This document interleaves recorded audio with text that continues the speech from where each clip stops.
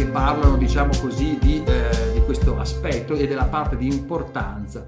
La flatulenza che cos'è? Intanto com'è la flatulenza? Perché a seconda di com'è non dovrebbe avere un odore troppo forte e non dovrebbe fare rumori troppo forti. A seconda del tipo di flatulenza che hai puoi capire diagnosticamente come sta il tuo intestino. Perché sono così attaccato all'intestino? Perché l'intestino è la parte centrale del tuo sviluppo energetico.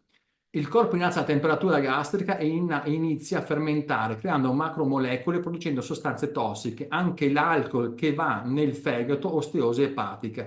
Nel senso che non è, lui cosa fa? Si difende, no? Per non portare dentro queste realtà, le incapsula e queste iniziano a creare una forma di gas. Quindi dovresti avere, cioè una persona che scorreggia tanto, no, buono, non dovresti scorreggiare troppo, questo è normale, diciamo, però forse voi donne non avete questo problema, ma i mariti forse ne hanno di più, però diciamo tendenzialmente questo è già un punto da guardare.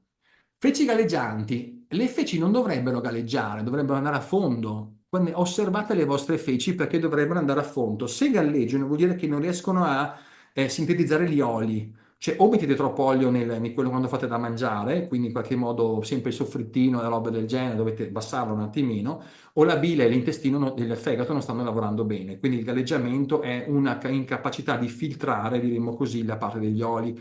Dovrebbero andare a fondo. Poi se sono mezze spappolate, se sono molli, non dovrebbero essere compatte, o fai poca ginnastica, o in qualche modo sei stressato in continuo, stressata, ma dovrebbe essere quella compattezza che vi parlavo prima.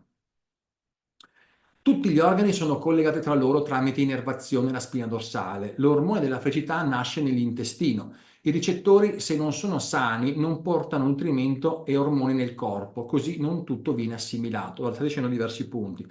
Uno, i mal di schiena, il 90% sono gli organi, non sono i mal di schiena. Cioè non è che tu hai mal di schiena perché hai fatto movimenti strani di yoga o perché hai dato su pesi, perché non li hai tirati su.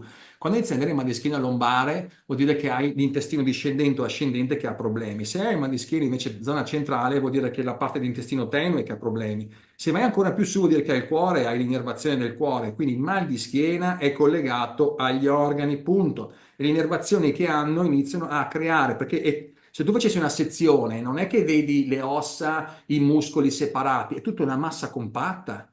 Tutte le innervazioni passano da lì, quindi se un intestino si gonfia o si irrita, tutte le parti di innervazione di sangue entrano dentro alla parte delle innervazioni, quindi alla parte dei muscoli e quindi alla parte delle ossature che inizia a tirare e creare protusioni. Ok, dopodiché più tu hai la situazione non sana, più il nutrimento non lo assorbi bene. Quindi ha voglia di mangiare la dieta che vuoi tu. Se tu hai un intestino che non assorbe bene, non assorbi neanche quello che mangi. Non solo, ma certe diete, quando le ripeti troppo, se tu continui a mangiare pollo e che ne so, insalate tutti i giorni, questa cosa qui diventa tossico per il tuo sistema. Perché tu leggi tante cose in giro, ma non sai tu il tuo sistema cosa effettivamente ha sano o no. Come puoi saperlo? Con l'analisi del DNA al tuo capello e ti dice perfettamente tutte le cose che tu stai mangiando in eccesso e che devi iniziare ad evitare. Quindi ci sono le cose giuste, la dieta è una dieta personalizzata per ognuno. Purtroppo qua si generalizza tanto, siamo tutti molto anche, come dire, ripetitivi. Quindi quando tu fai da mangiare e ripeti le stesse cose, la varietà è la cosa migliore innanzitutto da fare. E l'intestino, se è sano, ti porta felicità. Se iniziano ad andare bene, non ti porta felicità. Considera che hai 32 metri quadri di intestino. 32 metri quadri, tanta roba, quindi se questa qui non lavora bene, il tuo sistema, puoi immaginare com'è, è come una pavimentazione da 2 metri quadri, è la parte più estesa del corpo umano. Ora, dicevo prima, come vedete, l'intestino è legato ai muscoli dello psoas e di tutta una serie di innervazioni, quindi quando hai mal di schiena è perché si gonfiano queste parti, sono appena a contatto. Quando vai a iniziare a prendere medicine perché hai mal di schiena, antidolorifici, sono tutte cretinate, perché quello che dovresti capire è se tu hai degli organi che sono infiammati, perché anche quando fai esercizi, inizi a invecchiare, ricordati quello che ti sto dicendo, inizi a fare esercizi, sì, ma devi anche diminuire l'infiammazione interna perché tu puoi fare esercizi quanto vuoi, ma gli osteopati, i naturopati o tutte le persone, ma l'intestino è la prima cosa che bisognerebbe guardare, togliere da tutto intanto le schifezze che hai dentro, per esempio se tu vai a mangiare i sushi, no, un giorno ti prendi dei parassiti, non te ne accorgi neanche perché fanno uova, non te ne accorgi mica che nel tempo rimangono lì, per 40 anni possono rimanere i parassiti e queste cose cosa fanno? Continuano a infettare il sistema. E tu puoi prendere anche Vermox, vai in farmacia, non te li togli col Vermox, perché il Vermox toglie i parassiti superficiali, ma non toglie le uova, quindi ti rimangono questi come batteri, altre robe. dovresti fare una bella purgata, dovresti pulire tutto l'intestino per iniziare a reazzerarlo e mettere tutti i microbioti necessari a diversi livelli di intestino, cioè, perché i microbioti vanno fatti intestino alto, medio e basso, non è che prendi dei microbioti giusto così perché un po' di fermenti non naturali. E cosa succede all'intestino? Che non facendo, che filtrando male tutte le sostanze, filtra anche i veleni, quindi in qualche modo entra nel sangue questa cosa, ecco che ti intossichi. Quindi l'intestino è veramente importante che si ristabilizza e sia sano, perché la mucosa non tiene più, un succubeo non ha bisogno di ripulire prima l'intestino. Ecco, poi quando ripulisci l'intestino bene, puoi passare a pulire il fegato, la bile, il pancreas e gli altri che scaricano sull'intestino. In sintesi, noi ogni anno dovremmo ripulire l'intestino come una caldaia. Tu pulisci la caldaia, tu ti lavi i vestiti, no, ma l'intestino è per noi è sconosciuto. E vedi questi uomini con queste panze gonfie che vanno in giro, vedi queste donne con mal di schiena, ma e la medicina non conosce che alla base di tutto questo è una cura preventiva di tutti gli aspetti interni del nostro corpo. E a questo dovremmo anche mangiare con attenzione, diciamo, per ognuno su tutti i riflessi che abbiamo di forme di allergeni, ma anche reazioni a certi cibi, che ripeto, non è perché tu mi mangi qualcosa, la carota ti fa bene perché è una frutta, può essere che la carota ti sta avvelenando, perché ne hai mangiate troppe fino adesso. Quindi non è così semplice poter rispondere cos'è la dieta più giusta. Ognuno di voi ha esagerato sicuramente. Farinacei, latticini, sappiamo tutti che togli quelli lì e qualcosa di buono fai subito. Lo dicono tutti, fai tutte le qualsiasi dieta, sono tutti a stampino, ti riprendono le stesse cose. Ma non funziona solo così. Ci vogliono dei periodi di disintossicamento e di ripulisti. Quindi se avete di questi qualche problema, considerate che potrebbe essere questo tipo di problema.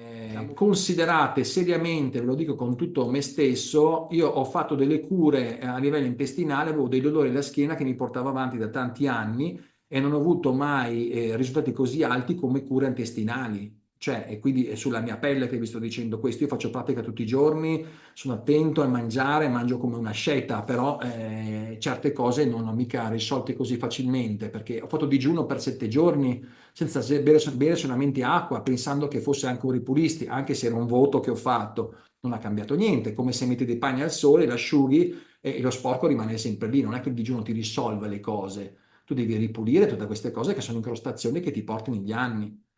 E quindi cosa devi fare? Allora, se qualcuno di voi avesse qualche problema di questo tipo, gli do io la dottoressa in gamba e si fa una bella cura che dura un tot, di cui stai sicuro che devi stare vicino al bagno per un periodo, ma poi mi ringrazierai se hai questa cosa. Vostri mariti hanno mal di schiena, certo che devono seguire le cose, ma vi garantisco che una bella ripulita di questi parti degli organi è una maggioranza delle nostre malattie che abbiamo e non lo sapevo io.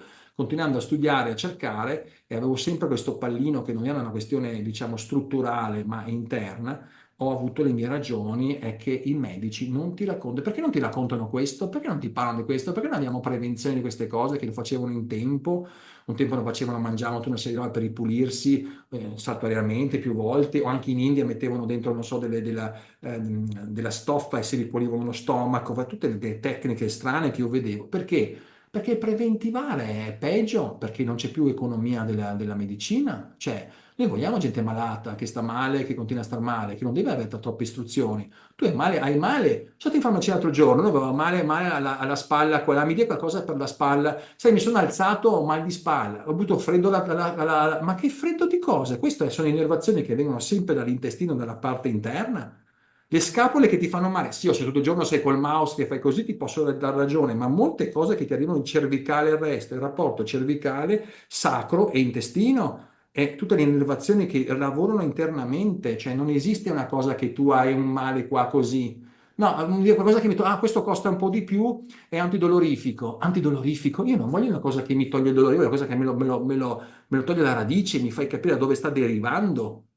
Ecco, noi abbiamo tutta una cultura dell'antidolorifico esterno, però non c'è un conoscere internamente come, e siccome lo hara, il chi, che tanto parliamo, tutto deriva dalle arti marziali, da caricare queste parti e dargli energia, perché tutta la parte, no, poi voi che avete ovaie e noi che abbiamo la prostata poi crescendo, è tutta parte che bisogna caricare l'energia ogni giorno, quindi fare dei lavori.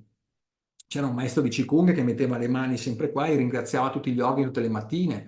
Ti sembra una ragazzata, ma fai un lavoro di iniziare a caricare energeticamente i tuoi organi, fai una bella roba. perché è una cosa preventiva. Vai in Cina, tutte le mattine la gente fa ste robe qua. Noi cosa facciamo? Un bel caffè doppio con un po' di latte, perfetto, brioche, hai fatto il bingo, ti stressi anche subito col cellulare, appena ti alzi subito vai a vedere quello, altra cosa, bravissimo, non è che ti dai il tempo un attimo di dire sono sveglio, sono su questa terra, stai respirando, guarda che bello, dati un bel proposito di oggi. Cioè, tutto questo cos'è? Si chiama veleno. E cioè, ringrazia Dio che il tuo corpo regge a reggere fino a una certa età. Quindi adesso ho fatto, diciamo, l'embolo salutistico, però mi raccomando, cercate di comprendere che dietro a delle cause su certi punti non è mai il punto che ha dolore, ma è una concausa di una parte nascosta che tu non vedi. E quella è la parte esterna che arriva al dolore.